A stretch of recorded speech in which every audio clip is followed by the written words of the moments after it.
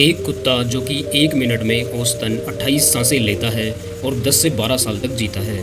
वहीं पर एक इंसान जो 1 मिनट में 12 से 16 बार सांसें लेता है और 80 से 100 साल तक जीता है। लेकिन एक कछुआ जो कि 1 मिनट में सिर्फ 3 से 4 बार सांसें लेता है और लगभग 400 साल तक जीता है।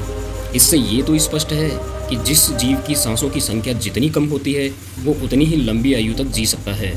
सांसों के इस रहस्यमयी विज्ञान को समझकर हमारे पूर्वजों ने सांसों की संख्या को कम और सांसों की गहराई को अधिक करने के विज्ञान पर काम किया, क्योंकि वे इस बात को समझ गए थे कि मनुष्य को जीने के लिए निश्चित संख्या में सांसें मिलती हैं, साल नहीं। और सांसों को लेने की इस गति को कम करके, यानी कि कम संख्या में सांस लेकर उम्र को लंबा किया जा सकता है। लेकिन सांसों की गति कम या ज़्यादा प्राकृतिक रूप से होनी चाहिए। ये लगातार प्रयास करते रहने से ही होता है। प्रत्यक्ष रूप से हमें 3 या 4 जगहों पर ही सांस महसूस होती है, जैसे नाक, कंठ, फेफड़े और पेट में। फेफड़ों में गई वायु, जिसे प्राणवायु भी कहा जाता है, वो फेफड़ों से रुधिर में जाके शरीर के सभी हिस्सों तक पहुंचती है, जिसका प्रत्यक्ष अनुभव हमें नहीं होता है। ज़्यादातर लोगों को बस इतना पता होता है कि O2 अंदर गई और CO2 बाहर निकल गई। लेकिन अंदर ली गई वायु शरीर को किस तरीके से फ़ायदा और नुकसान पहुंचाती है और किस तरह से सांस लेने से शरीर को 100% तक फ़ायदा हो सकता है, इसका पता बहुत कम लोगों को होता है। यदि हम गहरी सांसें लेते हैं तो फेफड़ों में भरी प्राणवायु अच्छे तरीके से रक्त में मिलकर सारे शरीर में जाती है, जिससे कोशिकाओं की रोग प्रतिरोधक क्षमता बढ़ जाती है। बोन मेरो में नए रक्त का निर्माण होने लगता है। न्यूरॉन्स की क्रियाशीलता बढ़ती है, जिससे सोचने समझने की शक्ति बढ़ने लगती है। मस्तिष्क अधिक जागरूक रहने लगता है और व्यक्ति में खोया हुआ आत्मविश्वास पुनः लौट आता है। अपने जीवन में कभी न कभी आपने ये जरूर अनुभव किया होगा कि जब पेड़ पौधों के बीच, जहाँ वायु अच्छी और साफ रहती है, आप जब गहरी सांस लेते हैं तो अचानक आपको अच्छा महसूस होने लग जाता है। लेकिन जीवन की इस भागदौड़ में इस छोटे से अनुभव को हम भूल जाते हैं और इस रहस्य पर ध्यान ही नहीं देते कि कुछ सांस इस तरीके से लेने पर अच्छा महसूस हुआ। अगर सारा जीवन इसी तरीके से रूपांतरित हो जाए तो जीवन कितना अच्छा होगा।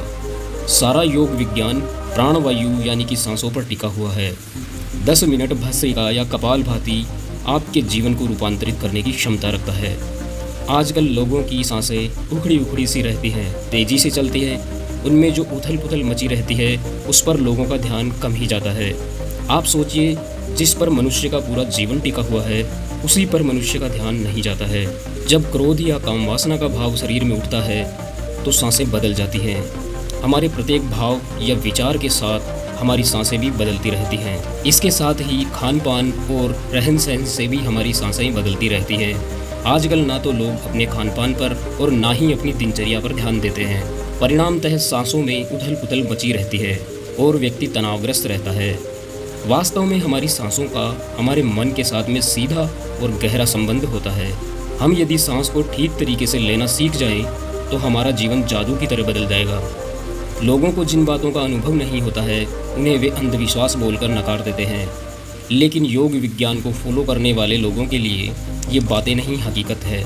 और अब तो वैज्ञानिक भी इन बातों की पुष्टि करते हैं। इसी बात के प्रमाण में आज हम एक सच्ची घटना का जिक्र करेंगे कि कैसे एक योगी ने वैज्ञानिकों की सोच को बदल कर रख दिया। दोस्तों, वे योगी थे स्वामी रामा।